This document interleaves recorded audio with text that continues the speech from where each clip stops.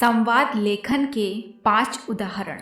पहला, पुस्तक विक्रेता की दुकान पर किताबें खरीदने आए छात्र और दुकानदार की बातचीत का संवाद लेखन।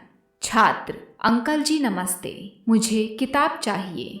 दुकानदार: नमस्ते बेटा, तुम्हें कौन सी किताबें चाहिए? छात्र: मुझे 10वीं की पुस्तकें चाहिए। दुकानदार: यह लो 10वीं की पुस्तकों का सेट। छात्र: अंकल, बंडल खोलो तो सही। दुकानदार: इन्हें घर जाकर देखना, ठीक ना हुई तो बदल दूंगा। छात्र: मुझे किताबें यहीं देखनी हैं, आप बंडल खोलो। दुकानदार: यह लो देखो। छात्र: अरे, इनमें तो एक भी किताब NCERT की नहीं है।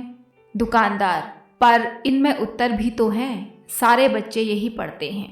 छात्र: नहीं, मुझे तो NCERT की पुस्तकें ही चाहिए। दुकानदार: बेटा, इनका दाम कम है और उत्तर के लिए तुम्हें गाइड भी नहीं खरीदनी पड़ेगी। छात्र: NCERT की पुस्तकें देने में आपको क्या परेशानी है? दुकानदार: ये लो उन्हीं पुस्तकों का सेट और यह रजिस्टरों का बंडल, इनके साथ ये रजिस्टर भी खरीदना होगा। छात्र: ये तो सरासर अन्याय है, तुम मुझे ठगना चाहते हो, मैं अभी पुलिस को फोन करता हूँ।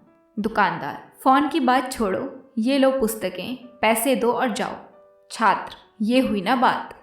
दूसरा, आप भविष्य में जो भी बनना चाहते हैं उसके बारे में भाई बहन के बीच संवाद। भाई: बहन, क्या तुमने अपने लक्ष्य के बारे में सोचा है? बहन: हाँ भाई, मैंने सोचा है कि मैं भविष्य में क्या बनूंगी। भाई: मैं तो 12वीं के बाद होटल मैनेजमेंट करूंगा, तुमने क्या सोचा है? बहन: आपने बहुत अच्छा सोचा है, मैं कंप्यूटर इंजीनियर बनना चाहती हूँ। भाई: तुमने भी बहुत अच्छा सोचा है। बहन: बस एक बात की चिंता हो रही है कि कोरोना महामारी की वजह से पढ़ाई बहुत अधिक प्रभावित हुई है। भाई: बात तो सही है। बहन: हम घर में रहकर इंटरनेट की सहायता से पढ़ाई कर सकते हैं और नई नई बातें सीख सकते हैं। भाई: हाँ बहन, ऐसा करना पड़ेगा क्योंकि समय बर्बाद करने से कोई लाभ नहीं होगा। बहन: हमें अपने लक्ष्य के लिए अभी से परिश्रम करना होगा और मेहनत करने से लक्ष्य प्राप्त हो जाता है। भाई: सही बात है। तीसरा, जनसंख्या समस्या शीर्षक पर डॉक्टर तथा नागरिक का संवाद। नागरिक: डॉक्टर साहब, आज के समय में जनसंख्या समस्या बढ़ती ही जा रही है। डॉक्टर: सही कह रहे हो, जनसंख्या बढ़ने का कारण हम लोग ही हैं। नागरिक: लोग अपना वंश बढ़ाने के चक्कर में जनसंख्या को बढ़ावा देते हैं। डॉक्टर: लोग परिवार नियोजन नहीं करते हैं, इस वजह से प्रतिदिन जन्म दर बढ़ती ही जा रही है। नागरिक: बहुत से लोगों को परिवार नियोजन के बारे में पता ही नहीं होगा, इस कारण से भी जनसंख्या बढ़ती ही जा रही है। डॉक्टर: बहुत से लोग लड़के के जन्म के लिए परिवार को बढ़ाते रहते हैं। नागरिक: जनसंख्या बढ़ती ही जा रही है और साथ में बेरोजगारी भी बढ़ रही है।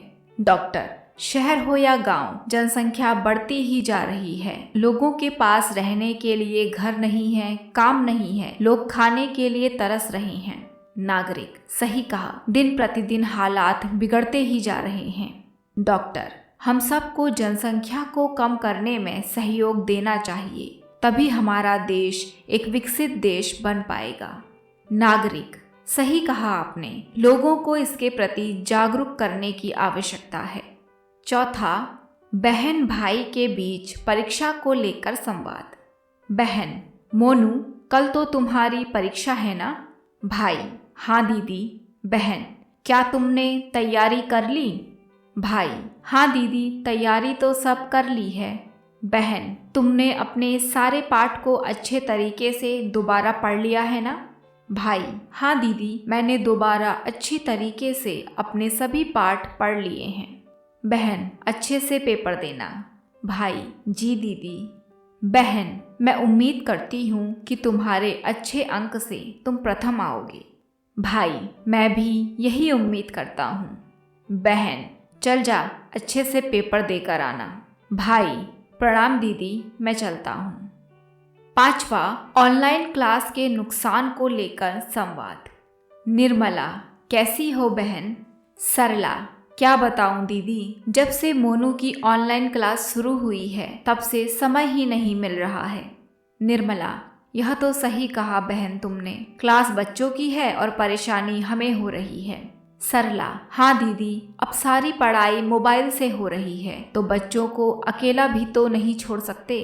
भटकने का डर बना रहता है, बीच बीच में चेक करना पड़ता है कहीं गेम खेलने या कुछ और देखने ना लग जाएं।